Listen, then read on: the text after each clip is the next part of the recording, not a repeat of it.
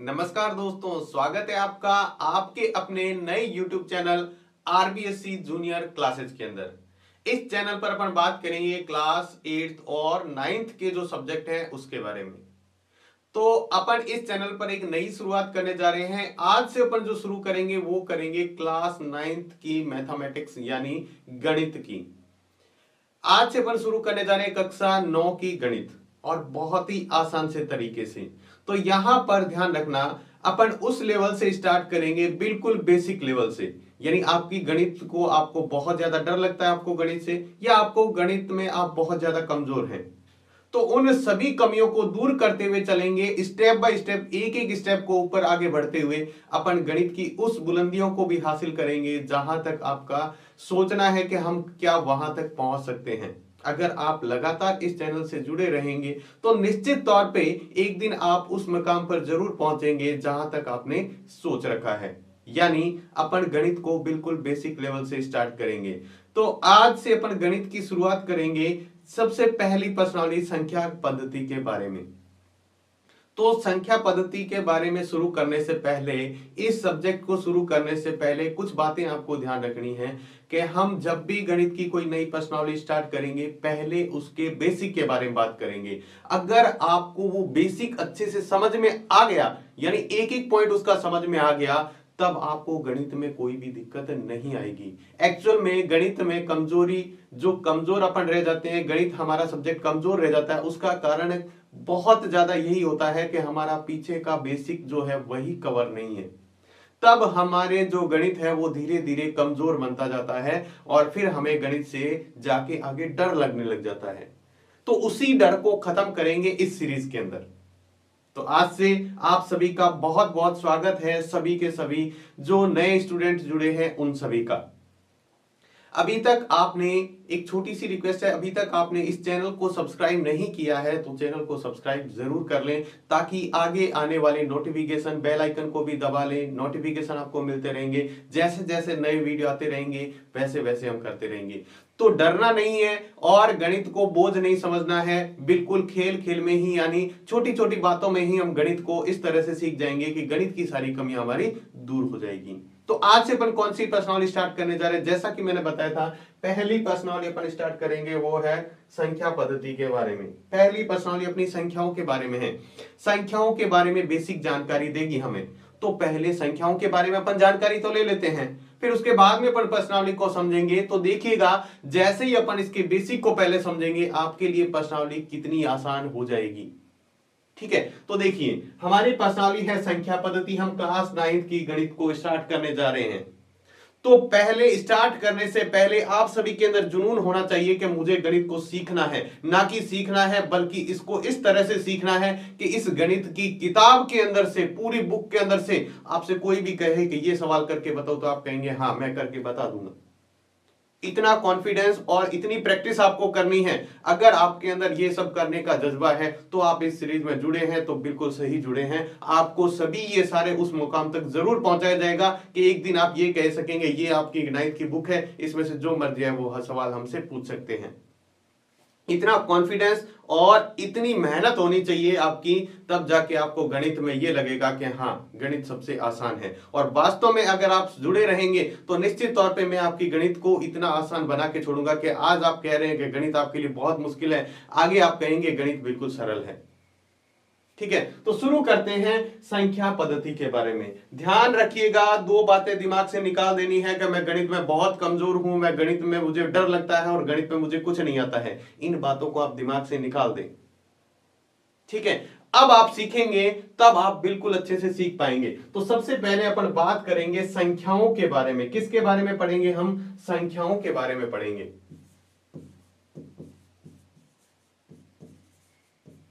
हम जो आज पढ़ेंगे वो पढ़ेंगे संख्याओं के बारे में। थोड़ी सी बेसिक जानकारी, बिल्कुल बेसिक लेवल से।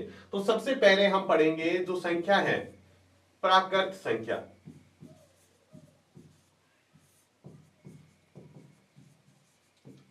प्राकृत संख्या किसे कहते हैं प्राकृत संख्या, कौन सी होती है। अब आपको परिभाषा याद नहीं रखनी है, अपने जहां तक जरूरत है उसी को सीखेंगे।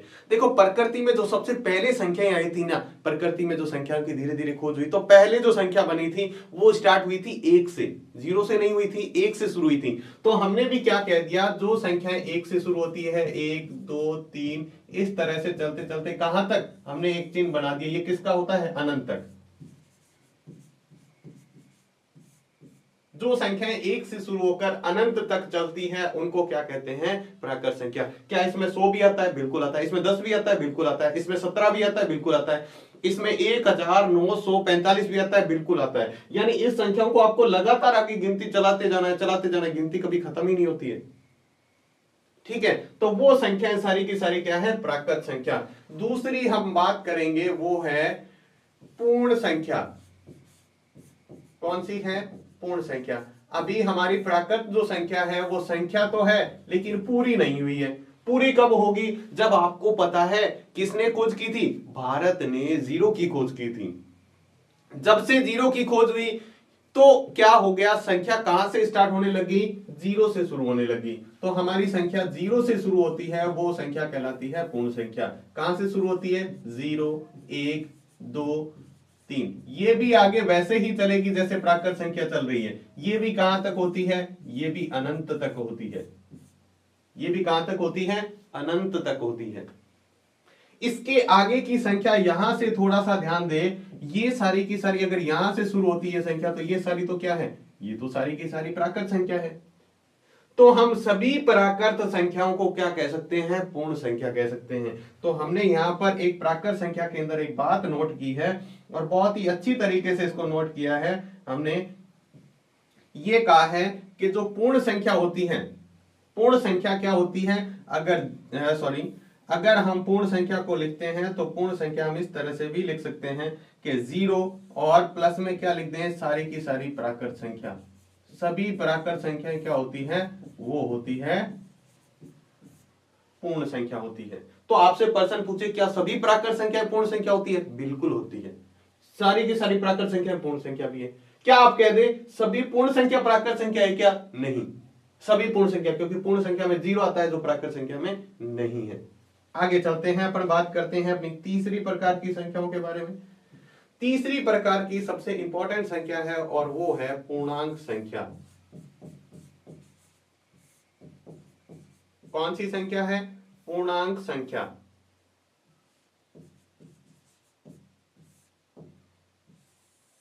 ये पूर्णांक संख्या किसे कहते हैं। जो पूर्णांक संख्या होती है हमारी 2 प्रकार की होती है। कितने प्रकार की, पहले तो हम इसके प्रकार के बारे में थोड़ी सी जानकारी ले लेते हैं। एक होती है धनात्मक यानी प्लस की, जिसको हम प्लस में कह देते हैं। एक होती है ऋणात्मक। ऋणात्मक यानी किसको कहते हैं, माइनस को। देखो अगर आपको ये लग रहा है कि हमें ये आता है तब आपका रिवीजन हो जाएगा, और अगर आपने ये सारी चीजें आपको कहीं ना कहीं कमजोर है तो इसको पहले स्ट्रॉन्ग कीजिएगा, तभी आप गणित का स्टेप बाय स्टेप, ये सबसे पहला स्टेप है, ठीक है। तो धीरे धीरे आप स्टेप आगे बढ़ाते जाएंगे तो आपका लेवल अपने आप गणित में बढ़ता जाएगा। तो लगातार आप देखते रहें। तो हमारी जो पूर्णांक संख्या होती है वो क्या होती है, वो इस तरह से होती है, माइनस में भी अनंत होता है, माइनस के अनंत से लेके इस तरह से चलती है। जैसे आ गया माइनस का 2, माइनस का 1, 0 1 2, और यहां भी क्या है, यानी प्लस और माइनस में दोनों में क्या होती है, अनंत तक होती है। पूर्णांक यानी हमें अंक पूरे करने हैं। अभी तक हमने प्राकृत संख्या पढ़ी थी जो 1 से शुरू होती है। पूर्ण संख्या है जो 0 से शुरू होती है, यानी प्राकृत संख्या के अंदर 0 और मिला दिया जाए तो पूर्ण संख्या बन जाती है, और पूर्ण संख्या के अंदर माइनस के अंक और मिला दिए जाएं तो वो क्या बन जाती है, पूर्णांक संख्या बन जाती है। कौन सी बन जाती है, पूर्णांक संख्या। तो यहां पर ध्यान दीजिएगा थोड़ा सा कि यहां से लेके ये जो अंक है ये तो हमारे कौन से हैं, ये हैं हमारे ऋणात्मक, और यहां से आगे जो संख्या है वो हमारी है धनात्मक। ये कौन से हैं, ये तो हमारे सारे के सारे क्या हैं, प्लस माइनस के अंक हैं यानी ऋणात्मक हैं, और ये क्या है, ये हमारी धनात्मक संख्या है। तो 0 क्या होता है, 0 ना धनात्मक होता है ना ऋणात्मक, या फिर दोनों ही कह सकते हैं। जीरो ना प्लस का होता है ना माइनस का होता है, जीरो दोनों में ही आता है। तो हमने क्या सीख लिया है, हमने ये सीख लिया है कि संख्याओं के तीन महत्वपूर्ण प्रकार हमने सीख लिए हैं। सबसे पहले हमने सीखा प्राकृत संख्या, जो कहां से शुरू होती है, एक से शुरू होती है। हमने सीखा पूर्ण संख्या जो जीरो से शुरू होती है, पूर्णांक संख्या जो प्लस और माइनस दोनों में ही होती है अनंत तक। आपको एक छोटा सा उदाहरण लिखा जाए, यहां पर मैं लिखता हूं, यहां पर कोई संख्या है, एक पूर्णांक संख्या के बारे में पूछे, क्या पूर्णांक संख्या है वो पूर्ण संख्या भी है क्या, पूर्णांक संख्या पूर्ण संख्या भी है क्या? हाँ, सभी सभी पूर्ण संख्याएं पूर्णांक संख्याएं भी हैं, क्योंकि इसके अंदर देखो यहां से सारी की सारी पूर्णांक संख्या इसके अंदर पूर्ण संख्याएं शामिल है। ठीक है, तो आपसे पूछे, मान लो आपको एक संख्या लिखी है 17, आपको बताना है क्या ये पूर्ण संख्या है, प्राकृत संख्या है। आपको ये बताना है क्या ये प्राकृत संख्या है, क्या ये पूर्ण संख्या है, क्या ये पूर्णांक संख्या है। ध्यान से बताइएगा। तो हम क्या करते हैं, इसके आगे चिन्ह लगा देते हैं। प्राकृत संख्या है क्या, 17 इसके अंदर आएगा, बिल्कुल आएगा, गिनती आगे लिखेंगे तो 17 आएगा, तो हमने इसको कह दिया ये प्राकृत संख्या है। ठीक है, दूसरा हमने देखो पूर्ण संख्या, ये पूर्ण संख्या, इसके अंदर भी 17 आ जाएगा, और पूर्णांक में भी क्या आ जाएगा, ये तीनों ही है। चलो एक और संख्या लेते हैं, हमने यहां पर लिया है 0। जीरो के अंदर देखते हैं, जीरो के अंदर एक संख्या लिखते हैं। जीरो के अंदर सीधा में देखो पहले नंबर पे प्राकृत संख्या है क्या, जीरो प्राकृत संख्या है क्या? जीरो प्राकृत संख्या नहीं है, जीरो प्राकृत संख्या नहीं है, तो क्या होती है, जीरो हमारी होती है पूर्ण संख्या होती है, क्योंकि पूर्ण के अंदर जीरो आ रहा है और पूर्णांक के अंदर भी जीरो आ रहा है, तो ये है। ठीक है, तीसरा एक और लेते हैं, मैंने एक और संख्या ले ली यहां पर -2। कौन सी संख्या ली है, -2। इसको भी जरा बताएंगे आप, बिल्कुल बताएंगे। क्या ये पहले नंबर पे क्या है, हमारी प्राकृत संख्या है क्या, प्राकृत संख्या कौन सी, -2। तो प्राकृत संख्या के अंदर तो कहीं माइनस का अंक ही नहीं आता है, 2 तो आता है लेकिन माइनस का अंक नहीं आता है, ध्यान रखना। तो ये प्राकृत संख्या नहीं है, माइनस की संख्या कोई भी प्राकृत संख्या नहीं होती है। पूर्ण संख्या के अंदर भी माइनस आता है क्या, नहीं आता है, पूर्ण संख्या के अंदर भी माइनस नहीं आता है। तो फिर ये कौन सी संख्या है, ये एक ही प्रकार की पूर्णांक संख्या। पूर्णांक के अंदर क्या आता है, माइनस और प्लस की दोनों ही आती है, तो ये रहा -2। इस तरह से -3, 4, 5, 6, 7, 8, 10 ऐसे चलता जाएगा, और प्लस के अंदर इधर चलता जाएगा। तो आपको ये तो समझ में आ गया कि ये जो संख्या है वो क्या है, सभी प्राकृत संख्या। यहां पर देखो थोड़ा सा लिख लेते हैं, सभी प्राकृत संख्याएं पूर्ण संख्याएं हैं, और सभी पूर्ण संख्याएं पूर्णांक संख्याएं हैं। सभी प्राकृत संख्या पूर्ण संख्या है, सभी पूर्ण संख्या। लेकिन ऐसे नहीं कहते सभी पूर्णांक संख्या पूर्ण संख्या क्या, नहीं है। सभी पूर्ण संख्या प्राकृत संख्या क्या, नहीं है। उल्टा नहीं है, ऊपर से नीचे तक चलेगा। चलिए आगे चलते हैं, हम यहां पर आगे सीखेंगे एक और प्रकार। अभी तक का ये तो आपने छोटी कक्षाओं में पढ़ ही रखा है। अगला जो प्रकार पढ़ेंगे संख्याओं का वो बहुत महत्वपूर्ण है, और ये नया प्रकार है। जैसे कि आपने, हालांकि फिर भी आपने पढ़ रखा होगा परिमेय संख्या। किसके बारे में पढ़ रहे हैं, हमारा अगला प्रकार है परिमेय संख्या। किसे कहते हैं परिमेय संख्या, पहले इसकी परिभाषा लिख लेते हैं। जैसे मैंने लिखा परिमेय संख्या जिसे P/Q के रूप में लिख सकें या व्यक्त कर सकें।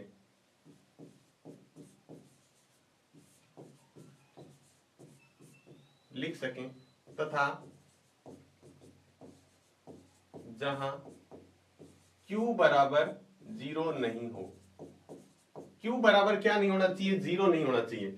Q की जगह यानी बटे में कहीं भी 0 नहीं आना चाहिए। तो परिमेय संख्याओं की परिभाषा क्या हुई, जिसे P/Q के रूप में लिख सकें, यानी ऐसी संख्या जिसे P/Q के रूप में लिख सकें तथा जहां Q बराबर 0 नहीं हो, Q की जगह 0 नहीं आना चाहिए। तो इस परिमेय संख्या के अंदर प्राकृत संख्या भी आती है, पूर्ण संख्या भी आती है, पूर्णांक संख्या भी आती है। ठीक है, तो आपसे पूछे क्या सभी प्राकृत संख्या परिमेय संख्या है, बिल्कुल है। सभी पूर्ण संख्या परिमेय संख्या है, बिल्कुल है। सभी पूर्णांक संख्या परिमेय संख्या है, बिल्कुल है। ठीक है, आइए हम बात करते हैं कुछ संख्याओं की। मैंने यहां पर लिखा, जैसे लिख दिया 1/2। तो ये P और Q के रूप में आ रहा है, बट्टे में नहीं आ रहा, ये पूर्ण संख्या है। मैंने लिखा -3/7, ये भी है। अब देखो थोड़ा सा आगे मैंने मैंने लिख दिया जैसे 4, तो ये क्या सिर्फ 4 परिमेय संख्या है क्या? ये P/Q के रूप में? हाँ बिल्कुल है, क्योंकि हर संख्या के बट्टे में अपन 1 लगा दे तो उसके ऊपर कोई फर्क नहीं पड़ता है, तो ये भी P/Q के रूप में बन गई। मैंने लिखा -3, ये भी परिमेय संख्या है क्या? बिल्कुल है, क्योंकि इसके बट्टे में भी हम क्या लिख सकते हैं? 1 लिख सकते हैं। तो ये सारी क्या है? परिमेय संख्या है। एक सबसे इंपॉर्टेंट ध्यान देंगे, क्या 0 परिमेय संख्या है क्या? जल्दी से बताएं, 0 परिमेय संख्या है क्या? बिल्कुल है, 0 भी। क्यों? क्योंकि इसके बट्टे में हम 1 लिख सकते हैं। हमने कहा है Q की जगह 0 नहीं आना चाहिए। किसकी जगह? Q की जगह 0 नहीं आना चाहिए। तो ये सारी की सारी परिमेय संख्या है। आइए कुछ आगे चलते हैं, परिमेय संख्या कौन सी नहीं है। तो फिर तो परिमेय संख्या जो नहीं है उसकी बात करें तो जैसे मैंने लिखा 3/0, तो बट्टे में क्या आ गया? 0 आ गया। जब बट्टे में 0 आ जाता है तो ये परिमेय संख्या नहीं है। दूसरी परिमेय संख्या जैसे मैंने लिखा जिसका पूरा पूरा वर्गमूल नहीं निकलता है, जैसे √2, √2 का पूरा पूरा वर्गमूल नहीं निकलता है, तो ये भी क्या है? एक परिमेय संख्या नहीं है। ठीक है, ये क्या है? एक अपरिमेय संख्या है जिसका पूरा पूरा पूरा वर्गमूल नहीं निकलता है, तो ये परिमेय संख्याएं नहीं है। परिमेय संख्या कौन सी होती है? जिसको P/Q के रूप में लिख दे और Q 0 नहीं होना चाहिए। देखो Q की जगह क्या नहीं आना चाहिए? 0 नहीं आना चाहिए। और जिसको किस रूप में लिख सकते हैं? P/Q के रूप में लिख सकते हैं। वो हमारी सभी क्या है? परिमेय संख्याएं हैं। तो आपको ये समझ में आ गया कि परिमेय संख्या किसे कहते हैं। आइए हम एक और लास्ट जो हमारा बेसिक का टॉपिक है, पर्सनली 1.1 को समझेंगे उसके लिए। तो वो जो टॉपिक है वो है दो परिमेय संख्याओं के बीच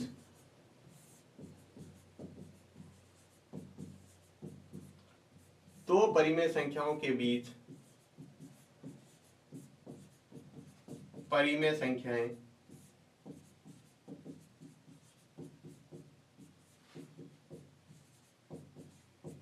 ज्ञात करना।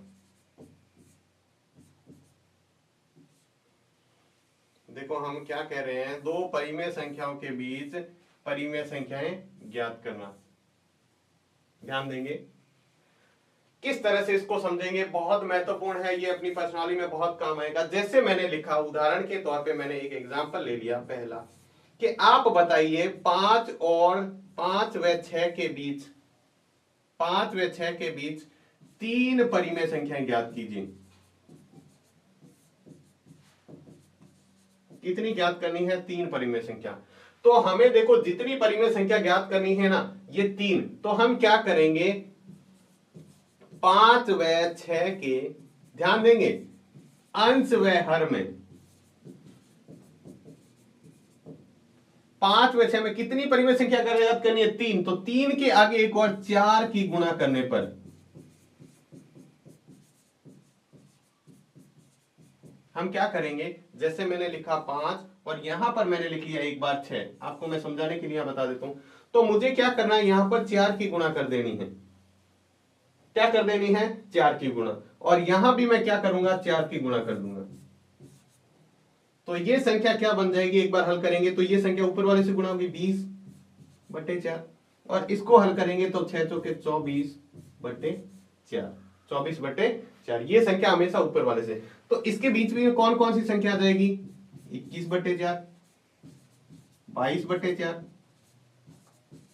23/4 और ये होगी 24। तो ये 3 परिमेय संख्या आप इस तरह से ज्ञात कर सकते हैं। देखो हमने क्या किया है परिमेय संख्या ज्ञात करने के लिए? देखो कोई भी संख्या लिखते हैं ना, जैसे मैंने लिखा 5/7, तो ये ऊपर वाली जो संख्या होती है इसको बोलते हैं अंश, और नीचे वाली संख्या होती है इसको बोलते हैं हर। अंश और हर, ठीक है। तो इस तरह से हम इसको ज्ञात कर सकते हैं। अब देखिए हमने क्या किया है, यहां पे जितनी संख्याएं ज्ञात करनी होती है, जितनी संख्याएं हमें उसके बीच में ज्ञात करनी होती है 3, तो हम क्या करेंगे? किसकी गुणा करेंगे? उससे एक ज्यादा की गुणा करेंगे। अगर 5 ज्ञात करनी होती तो हम किसकी गुणा करते? 6। अगर 10 ज्ञात करनी होती तो किसकी गुणा करते? 11 की। किसकी गुणा करते हैं? 11 की।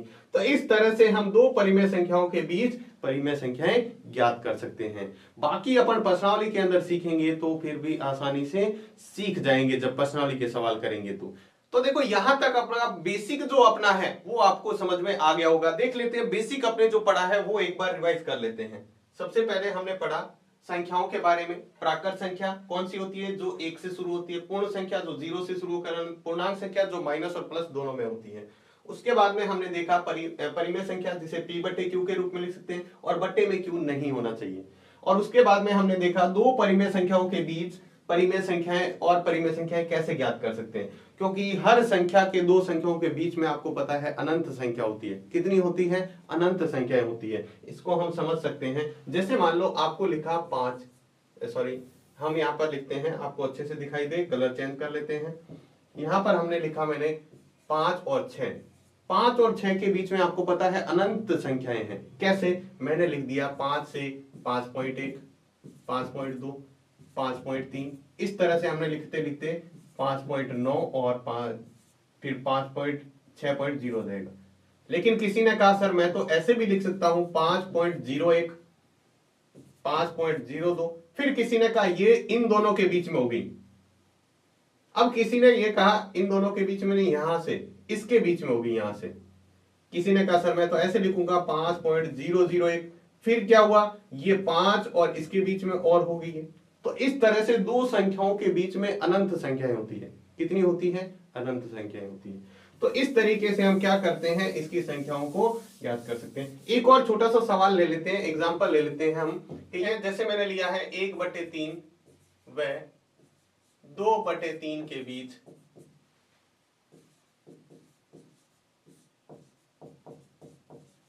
चार परिमेय संख्याएं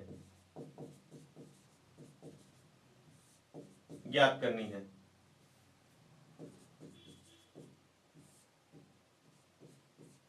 चार परिमेय संख्याएं ज्ञात करनी है। तो देखो हमने उसी तरह, देखो कितनी संख्या ज्ञात करनी है? 4।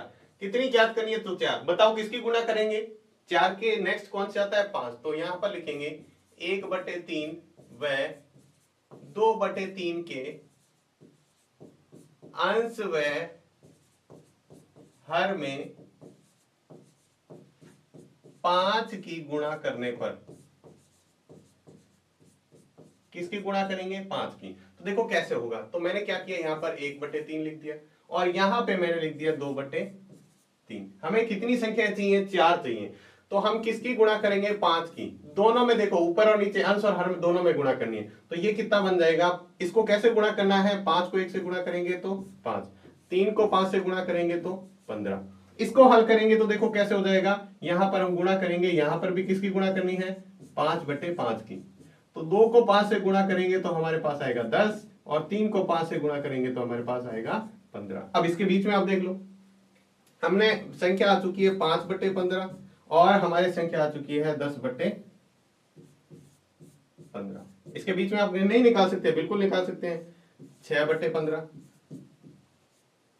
7/15, 8/15, 9/15 और ये हमारी आ गई 10/15।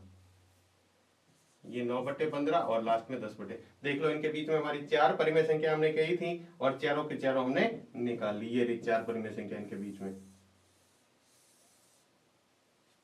चार परिमेय संख्या इस तरह से निकाल सकते हैं। तो कोई भी दो परिमेय संख्या हो उसको अपन बीच में परिमेय संख्याएं निकाल सकते हैं। तो यहां तक आपको सारी चीजें समझ में आ गई होगी बेसिक की।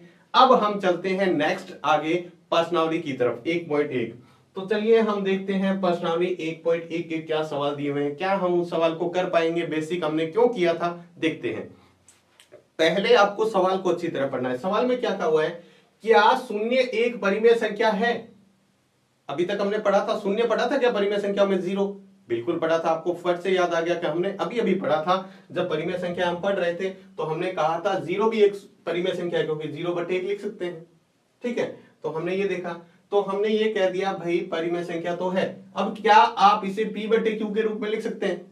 हाँ, जब हमने p/q के रूप में लिखा था तभी तो अब इसको परिमेय संख्या कह सकते हैं। जहां p और q क्या है? पूर्णांक है और q बराबर 0 नहीं है। तो हम क्या लिखेंगे इसका आंसर? हम इसका उत्तर लिखेंगे हम इसका जो आंसर करेंगे वो किस तरह से करेंगे देखते हैं। तो लिखेंगे हाँ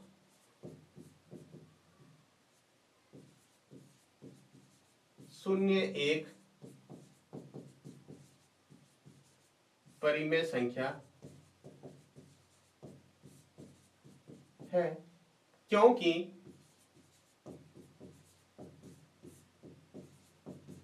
इसे P बटे Q के रूप में लिख सकते हैं।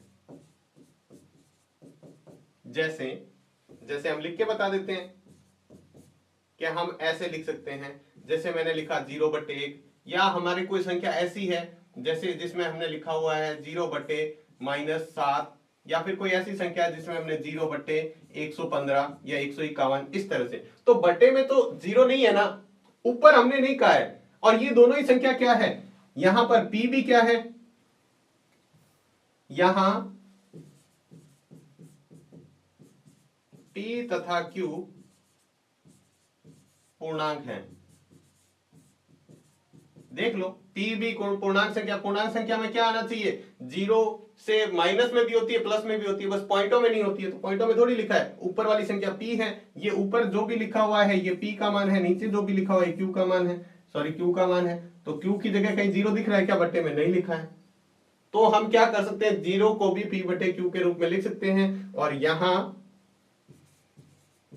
तथा यहां Q बराबर क्या नहीं है, 0 नहीं है। बस आपको इतना सा लिखना है कि हमने जो चीजें पहले पढ़ी है बस उसी को तो एक्सप्लेन करना है। हम ये कह सकते हैं शून्य एक परिमेय संख्या है, क्यों है, क्योंकि हम इसे P बटे Q के रूप में लिख सकते हैं। हमने लिख के बताया कि इस तरह से लिख लो, कोई भी संख्या लिख दो, बस ऊपर 0 नीचे बट्टे में कुछ भी संख्या लिख दो, आप कोई भी पूर्णांक संख्या लिख दो। तो P और Q दोनों पूर्णांक हैं, और पूर्णांक भी है, और हमने यहां पर यह भी कहा है कि Q बराबर 0 नहीं लिखा हमने, तो 0 भी क्या होती है, एक परिमेय संख्या होती है। तो ये पहला सवाल था, सिंपल सा, ठीक है। इसके बाद चलते हैं हम दूसरे सवाल की तरफ। दूसरा सवाल क्या है, फिर से हमने वो सवाल कर रखा है, कैसे हमने समझ रखा है बेसिक के अंदर, 3 और 4 के बीच 6 परिमेय संख्याएं ज्ञात कीजिए। कितनी, 3 और 4 के बीच 6 परिमेय संख्या ज्ञात करनी है। तो हम करेंगे, सबसे पहले क्या करेंगे, 3 और 4 के अंश व हर में किसकी गुणा करेंगे, बताओ जरा, कितनी परिमेय संख्या ज्ञात करनी है हमें, कितनी परिमेय संख्या ज्ञात करनी है, 6, तो किसकी गुणा करेंगे, 7 की गुणा करने पर, किसकी गुणा करेंगे हम, 7 की गुणा करेंगे। तो कर देते हैं, हमने लिखा है 3, इसके बट्टे में कुछ नहीं है तो बट्टे में 1 लिख सकते हैं, गुणा किसकी गुणा करेंगे, 7/7, तथा 4 के बट्टे में कुछ नहीं है तो 1 लिख के फिर गुणा कर लो, नहीं लिखो तो भी चलेगा, लिख लो तो भी चलेगा। तो ये कितना हो गया, इसको गुणा करो, 7 को 3 से गुणा करेंगे तो 21/7, 21/7, तथा ये कितना हो जाएगा, 7 चौके 28/7। अब हम लिखते हैं इसको 21/7, और 21/7 के बाद क्या आएगा, 22/7, 23/7, 24/7, 25/7, 26/7, और लास्ट में हमारा ये तो आ ही गया था 27/7 के बाद में हमारा क्या आ गया था, अगली संख्या थी हमारी 28/7। तो हमने देखो यहां पर दो संख्याएं ली है, एक तो हमारा था 21/7 और दूसरी हमारी संख्या थी 28/7। तो इसके बीच में देखो हमने क्या की है, 7 परिमेय संख्या ज्ञात कर दी। कितनी, 7, गिन के देख लो, ये देखो यहां पर आप चाहे तो गिन के देख लेंगे, ये 1 2 3 4 5 6, 6 हमें ज्ञात करनी थी, 7 तो हमने गुणा की थी, ज्ञात कितनी करनी थी, 6, और हमने 6 बीच में परिमेय संख्या ज्ञात कर दी। तो ये क्या है, 21 और उसके बीच, सॉरी 3 और 4 के बीच में क्या है, 6 परिमेय संख्याएं हैं। आप इस तरीके से आसानी से ज्ञात कर सकते हो। तो ये बहुत ही आसान सा तरीका है, इसको आप कर सकते हो। चलते हैं अपने अगले सवाल की तरफ। अगला सवाल क्या दिया हुआ है, फिर से वैसा ही सवाल है, 3/5 और 4/5 के बीच 5 परिमेय संख्याएं। क्या आप नहीं कर पाएंगे? तो देखो हमने बेसिक क्यों किया था, अब आपको समझ में आ रहा है। कि बेसिक इसलिए करते हैं ताकि गणित की प्रश्नावली में कहीं भी दिक्कत ना आए। तो हम इसका लिखते हैं आंसर, इसका सॉल्यूशन करते हैं। तो सॉल्यूशन करने के लिए हम लिखेंगे 3/5 और 4/5 के अंश व हर में, बताओ कितने की गुणा करेंगे, कितनी संख्या ज्ञात करनी है, 5, तो लिखेंगे 6 की गुणा करने पर,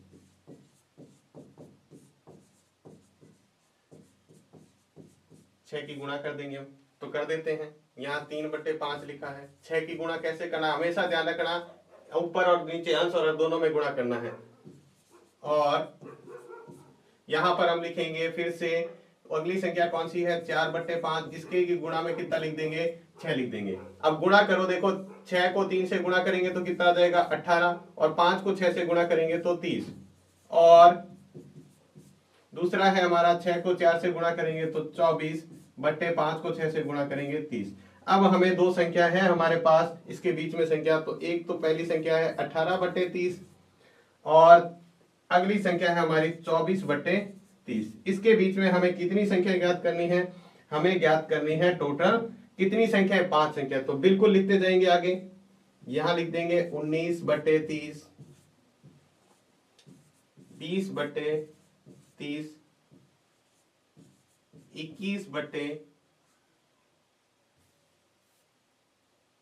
19/30, 20/30, थोड़ा सा इसको पास लिख लेते हैं, यह आ जाएगा 20/30, 21/30, 22/30, और ये आ गया 23/30, और ये है हमारा 24/30। तो इनके बीच में देख लो 1 2 3 4 5 संख्या हमने ज्ञात कर दी। और इस तरह से हम क्या कर सकते हैं, दो परिमेय संख्याओं के बीच में कितनी भी परिमेय संख्या ज्ञात कर देते हैं। बताओ इसके बीच में 100 ज्ञात करनी होती तो हम 101 से गुणा करा देते हैं अंश पर। देखो गुणा कैसे करना है, जैसे आपको दिया रखा था यहाँ पर 3/5, तो ऐसा नहीं है 6 से ऐसे गुणा नहीं करनी है, अंश और हर दोनों में 6 की गुणा करनी है, ध्यान रखना।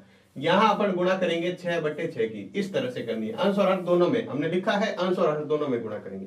तो इस तरीके से हम इस सवाल को कर सकते हैं। चलिए हम चलते हैं इस प्रश्नावली के अंतिम सवाल की ओर। हमारा चौथा सवाल क्या है, नीचे दिए गए कथन सत्य या असत्य है, कारण के साथ उत्तर दीजिए। हमें सत्य और असत्य बताना है कारण के साथ। तो पहला देखो ए वाला क्या है, इसके हम करेंगे आंसर, इसका सॉल्यूशन हम करेंगे। सबसे पहले हम ए वाले को पढ़ते हैं। प्रत्येक प्राकृत संख्या एक पूर्ण संख्या होती है क्या, क्या सभी प्राकृत संख्या पूर्ण संख्या कह सकते हैं क्या, बिल्कुल कह सकते हैं, क्योंकि प्राकृत संख्या पूर्ण संख्या से क्या होती है, ऊपर होती है, तो हम क्या कह सकते हैं, तो लिखेंगे हाँ ये सत्य है, सत्य है, क्योंकि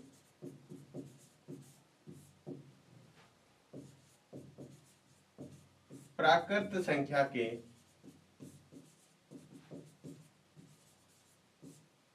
क्योंकि सभी प्राकृत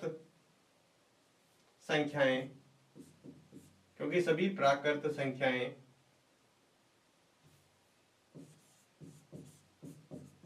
पूर्ण संख्याएं होती है।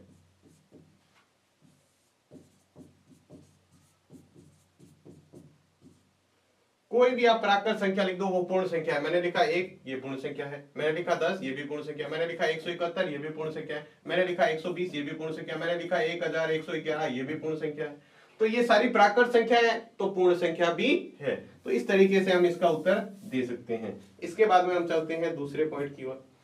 प्रत्येक पूर्णांक संख्या एक पूर्ण संख्या है क्या, पूर्णांक संख्या, सभी पूर्णांक संख्या, पूर्णांक संख्या हमारी माइनस में भी होती है, पूर्णांक संख्या हमारी प्लस में भी होती है, तो क्या इन सभी को हम पूर्ण संख्या कह देंगे क्या, ये पूर्ण संख्या है क्या, नहीं है, ये पूर्ण संख्या है क्या, नहीं है, तो ये क्या बात सत्य है क्या, नहीं है, तो अपन लिखेंगे असत्य, क्योंकि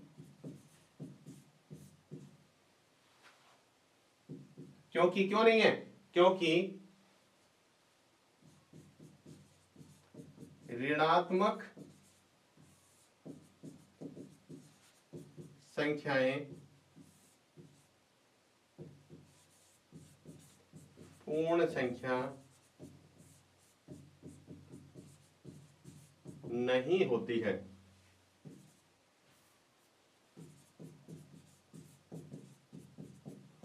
क्योंकि ऋणात्मक जो संख्या होती है वो पूर्ण संख्या नहीं होती है, क्योंकि पूर्णांक के अंदर तो ऋणात्मक भी आते हैं। चलिए चलते हैं लास्ट के सौरभ।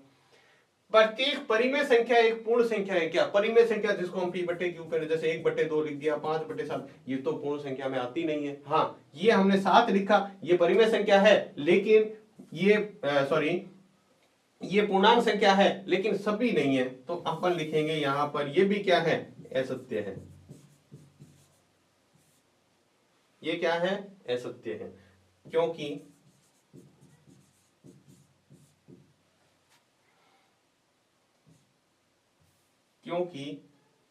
जैसे 1/2 परिमेय संख्या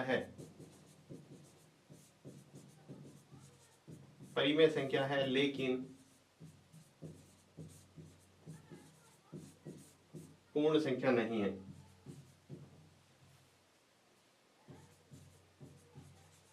पूर्ण संख्या नहीं, तो जो भी बट्टे वाली संख्या जिसको पूरा डिवाइड नहीं कर सकते, भाग नहीं कर सकते, वो सारी क्या है? वो सारी की सारी परिमेय संख्या पूर्ण संख्या नहीं है। तो लिख सकते हैं सभी परिमेय संख्याएं पूर्ण संख्याएं नहीं होती है। ध्यान रखना, सभी परिमेय संख्याएं पूर्ण संख्याएं नहीं होती है, क्योंकि परिमेय संख्या क्या है?